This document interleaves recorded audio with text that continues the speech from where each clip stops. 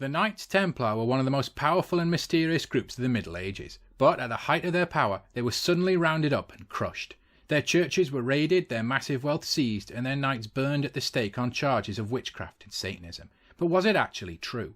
Were the Templars secret occultists who were stamped out when their betrayal of their church was uncovered, or were other, more cynical motives at play? In this video, we examine the real reason why the Templars were taken down, and whether there is any truth to the claim they were occultists. This is Knowledge Voyage. But before this video starts, don't forget to hit subscribe and hit the bell so that you can get all of our weekly videos about history. Thank you.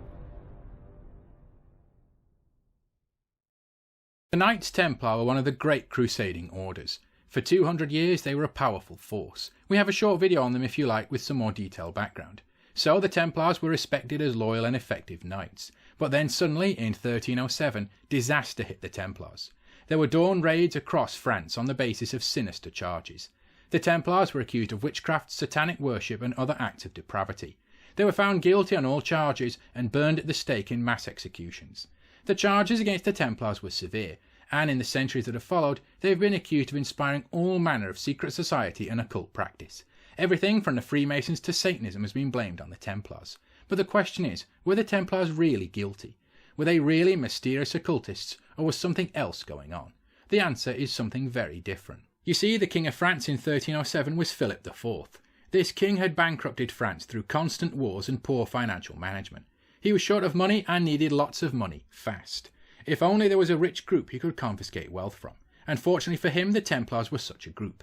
For centuries they had accumulated wealth. Under church law, if they could be accused of Satanism or occult practice, they would forfeit all their wealth. The Templars had spent centuries fighting the Crusades. Their knights led lives of celibacy and hardship. At great risk to themselves, they had fought and often died against the Saracens. Does it really sound like such a group would be engaged in practices that went against everything they dedicated their lives to? The French king needed their money. He needed a witness who could create the right charges so he could seize the Templars' wealth. Fortunately, one was manufactured. A man came forward claiming he had shared a cell with a Templar who, quote, confessed all manners of crimes and occultism. On the basis of this, Templars were arrested and tortured until, quote, confessions began to roll in. These confessions formed the basis of the charges the Templars were burned at the stake for. As the Templar master and senior lieutenants were forced to mount the scaffold outside Notre Dame in Paris, charges were read out. Grand Master Jacques de Molay could take it no more. He and his brother Templars had dedicated their lives to their church and to the cause of Christendom. They had pursued lives of poverty and chastity, coupled with great personal danger in the Crusades. Now, being falsely accused of everything against their beliefs, Grand Master de Molay cried out. As he was being dragged away to the stake to be burned, he called out, "God will avenge our deaths."